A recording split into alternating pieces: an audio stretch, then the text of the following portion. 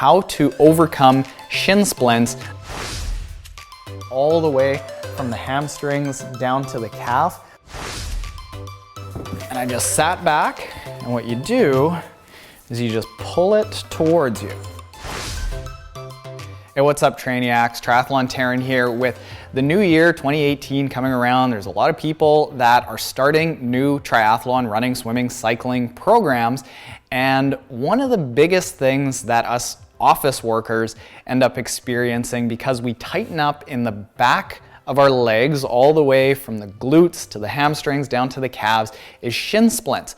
So what I'm going to give you here is somewhere around a 2 to 3 minute routine that I used really successfully, that I think you can use because podiatrists recommend this type of protocol for how to overcome shin splints, not just now, but really strengthen your foot so that you don't really ever have to worry about shin splints. So we're going to start off on the jump block here by doing some stretching of our calves, because what happens in shin splints is, we can zoom in here, Mel, to my delightful tootsies.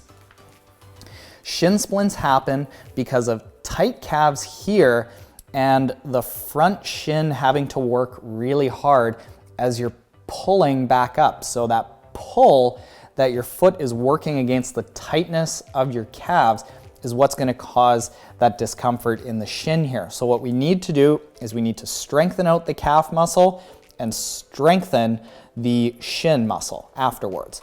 So let's stretch it out. You want to do these barefoot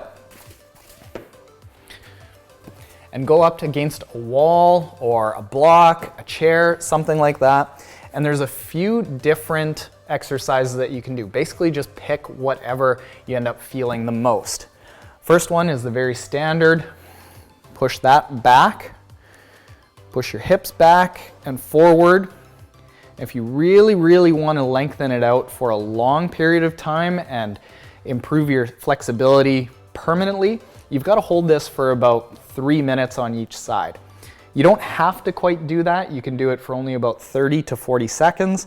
And then you can go down and actually bend your knee. And I really like bending your knee, coming forward and going side to side. So you're not just stretching that calf muscle, but you're stretching that calf muscle and the Achilles muscle and exercising the foot side to side, activating all those stabilizer muscles in the foot. So that's one exercise that you can do. I tend not to feel that very well. Something that I do feel very strongly, and this is all the way from the hamstrings down to the calf, is just sitting in, you can hold on to something and pulling your toes up towards your chest. Hold that for a long period of time. That'll stretch it out. And then the last one that I feel a lot is downward dog. You're in for a treat now.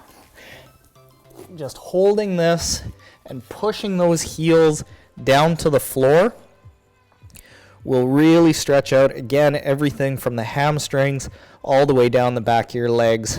And push it down. And just like the other movements, I like going side to side a little bit so that you stretch out all the different areas of the calves. Okay, so once you've got the back of your leg stretched out, you want to strengthen all the muscles so that when they form, they're forming stronger and properly.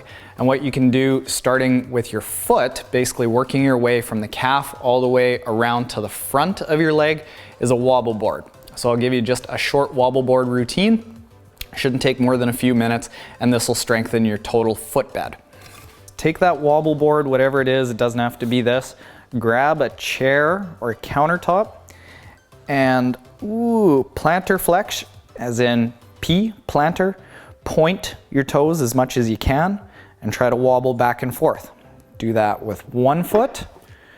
Do that with the other foot. Hold each for maybe about 10 to 15 seconds. And then as you do that, move the wobble board around. So you're changing the angle that the wobble board is wobbling.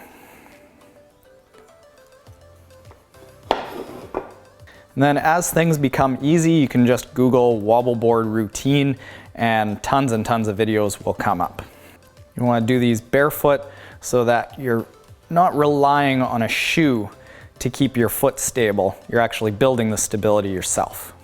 And then the last thing that you can do this in your office, you can do this at the gym, you can do this with shoes on, shoes off. How I ended up getting over the splints that I ended up having was just, as I was on the phone in my office, I tied a TheraBand around a desk leg, and I just sat back, and what you do is you just pull it towards you. Get yourself enough tension so that there's tension the entire way. You just sit there and you go like that. And as simple as that, do that about 20, 30 times. Do it a few times throughout the day, and you're gonna be strengthening that front muscle where you start feeling the shin splints.